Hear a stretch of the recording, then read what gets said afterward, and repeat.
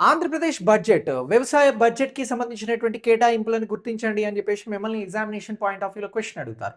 అలా అడిగితే మీరు గుర్తుంచుకోవాల్సినటువంటి అంశాన్ని నేను చాలా క్లియర్‌గా చెప్తాను.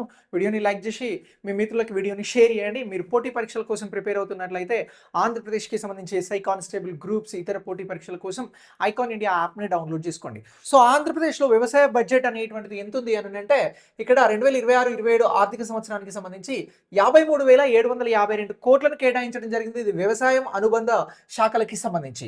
ఇందులో హార్టికల్చర్ గ్లోబల్ హబ్‌గా దేన్ని మార్చబోతా ఉన్నారు అని చెప్పేసి క్వశ్చన్ అడుగుతారు. ఇటీవల ప్రవేశపెట్టినటువంటి బడ్జెట్ ప్రకారం అంటే రాయలసీమ అని చెప్పేసి గుర్తుంచుకోండి.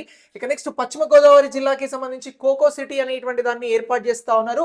ఉచిత వ్యవసాయ విద్యుత్ పథకానికి సంబంధించి సబ్సిడీ క్రింద ఇక్కడ 13,722 కోట్లను కేటాయిస్తా ఉన్నాము అని చెప్పేసి ఇక్కడ ప్రకటించడం జరిగింది. దీనికి సంబంధించినటువంటి వ్యవసాయ మంత్రి ఎవరు అనంటే అచ్చెన్నాయుడు గారు. అయితే వ్యవసాయానికి సంబంధించి అనుబంధ శాఖలతో పథకాలకి సంబంధించినటువంటి కేటాయింపుల్ని చాలా ప్రాపర్గా గుర్తించండి అన్నప్పుడు మనకు ఇక్కడ ఉన్నటువంటి ఇమేజ్ చాలా చాలా ఇంపార్టెంట్. కంప్లీట్గా వ్యవసాయ శాఖకి సంబంధించి ఇక్కడ 12,152.32 కోట్లను కేటాయించడం జరిగింది.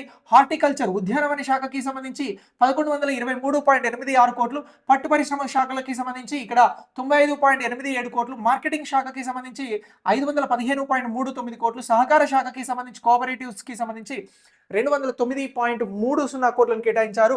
పశుసంవర్ధ శాఖకి సంబంధించి 1121 కోట్లను, అలాగే మత్స్య శాఖకి సంబంధించి ఫిషరీస్ కి సంబంధించి 523.52 కోట్లను, ఎన్జి రంగా యూనివర్సిటీకి సంబంధించి 504 కోట్లను, అలాగే వైఎస్ఆర్ ఉద్యానవన యూనివర్సిటీకి సంబంధించి 97.99 కోట్లను, వెంకటేశ్వర పశువైద్య యూనివర్సిటీకి సంబంధించి 163 కోట్లను, ఏపీ మత్స్యశాఖ యూనివర్సిటీకి 39.20 కోట్లని, విద్యుత్ సబ్సిడీలని 13,722, విబిజీ రామ్జీ పథకానికి సంబంధించి అదే మన్రేగాకి సంబంధించి 500 కోట్లను, సాగునీటి ప్రాజెక్టుల నిర్వహణకి 14,276 కోట్లను కేటాయించారని గుర్తుంచుకోవాలి. అత్యధిక ఎక్కువగా సాగునీటి ప్రాజెక్టుల నిర్వహణకి, ఆ తర్వాత వ్యవసాయ శాఖకి కేటాయింపులు జరిగాయి అనేటువంటి అంశము ఇంపార్టెంట్. దీంతో పాటు విద్యుత్ సబ్సిడీకి కూడా ఎక్కువ కేటాయింపులు జరిగాయి అనేటువంటిది ఇక్కడ ప్రాథమికంగా గుర్తుంచుకోవాల్సినటువంటి అంశం. ఇలా మోర్ కాంటెంట్ ఎప్పటికప్పుడు నేను అందిస్తూ ఉంటా. వీడియో లైక్ చేసి మీ మిత్రులకు షేర్ చేయండి. Thank you for watching.